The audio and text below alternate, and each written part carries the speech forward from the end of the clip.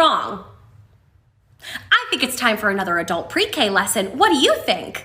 All right, turn your listening ears on. Zoop, catch a bubble in your mouth. Good job. Okay, here's the thing. Having a preference is something like, I'm looking for a partner who likes kayaking or wakes up early in the morning or loves pizza. But when your preferences exclude an entire group of marginalized people, that's problematic. Okay, that's not nice. That's not a preference. If you lump all fat people in one group together as though they are not very different individuals, that's fatphobic. Just like lumping all black people in one group and saying, I don't like black people is racist. And lumping all disabled people in one group and saying, I don't think people in wheelchairs are hot is ableist. Do you understand what I'm saying? Know you wanna party with a fat bitch, even though in comments you're like cap bitch. Time you spend with me, you'll be time well spent. And if I get on top, you know I'm leaving a den.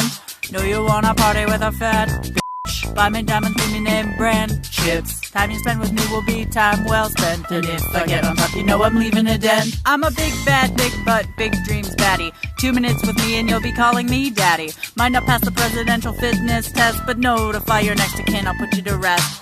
Whiny little dudes say, I'm concerned for your health. And think about my back rolls while they're touching themselves. They comment, I legitimately thought this was John Candy. Then whisper my name as they start to get randy. You know, a lot of people think just because you're fat, your problem is that you eat too much. But my problem is that I don't eat enough. Period. Okay? Accepting fat people with the caveat, as long as they're healthy, isn't progressive, it's violent. It fails to acknowledge the denial of access to healthcare that fat people face. It fails to acknowledge the systemic design of fat phobia. I love you so much. I love you so much. Thank you so much for keeping me happy, for keeping me alive. Thank you. I'm going to continue to listen to you. You deserve all the space in the world to breathe,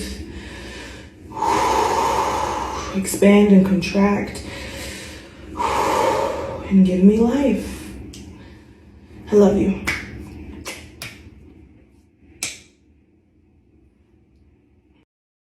See that toxic person? We're walking the other way. See that toxic person? And we're walking the other way. Toxic person, walk the other way. Toxic person, walk the other way. Toxic person, walk the other way. Walk the other way. Hey, if you wouldn't date someone because they're fat, that's fat phobia. Fat phobia is rooted in racism and anti-blackness and white supremacy. I don't know what the you're talking about, dude. Nothing about my lifestyle is unhealthy. I literally promote healthy things. I promote having a good relationship with food. I promote nourishing your body and not feeling shame when you eat things. I promote healthy eating habits like intuitive eating. I promote joyful movement. Yes, exercise. I literally do that. And I promote it. Or encourage it, I would say.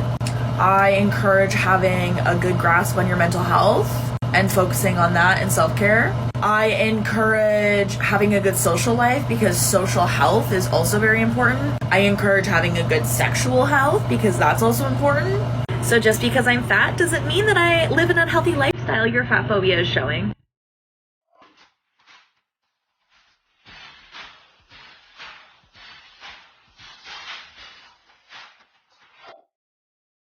I am not mad that you teenagers don't find me hot.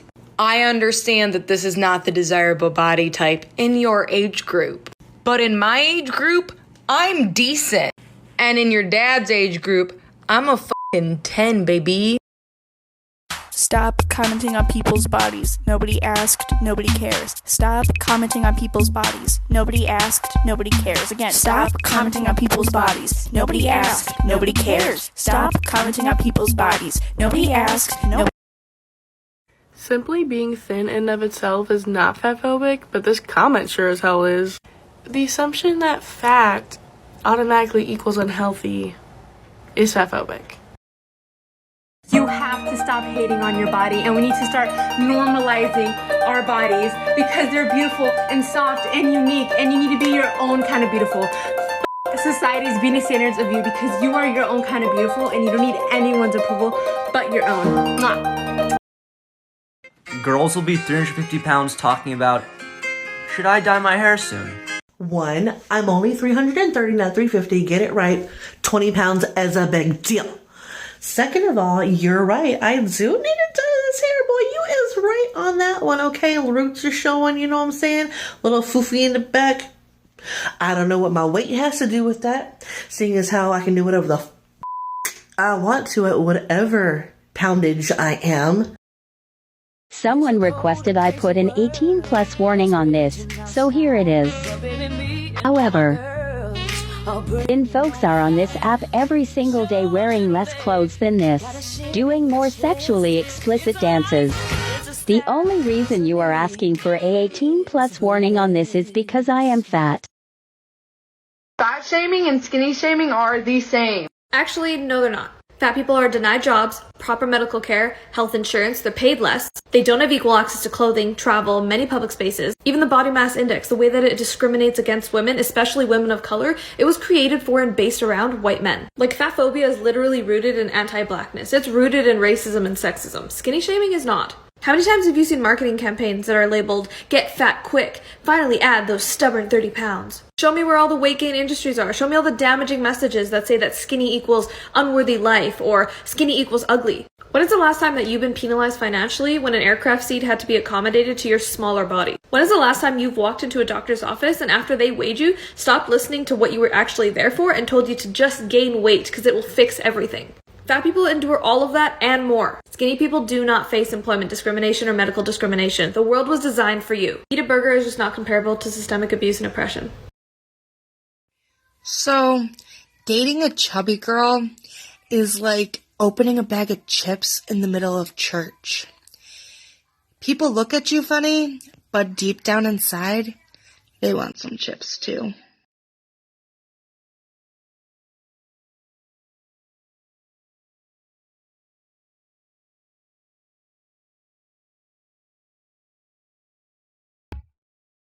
When you're like, it's the hairy armpits for me, you're so observant. But I also have stomach hair, back hair, arm hair, and leg hair. And you're probably just as hairy as me, but you've been removing it since 6th grade. Like you, I could remove my hair at a moment's notice. But it's actually you who needs to change, not me. And bad news, it might take years to fix that unattractive, judgmental personality. But hey, good luck. I get it. I know I'm fat. I know I'm fat. But you don't have to keep reminding me that I'm fat. I look at this body yada yada every day. Every day. And say, God, bitch, you a baddie. You know what I'm saying? Like, you can't be mad at me because I have high self-esteem and high confidence and I love eating steak and potatoes and you're over there snorting coke. That's not my problem, sis. Go seek help. Go seek some help. You know what I'm saying? I can't help you. I can throw you a few dollars, you know, get you something to eat. McDonald's or something. Wendy's 4 for $4, but baby, don't be worrying about what's coming in this belly. We good over here. Rise up, gainer boys. Time to get your gainer girl bathwater.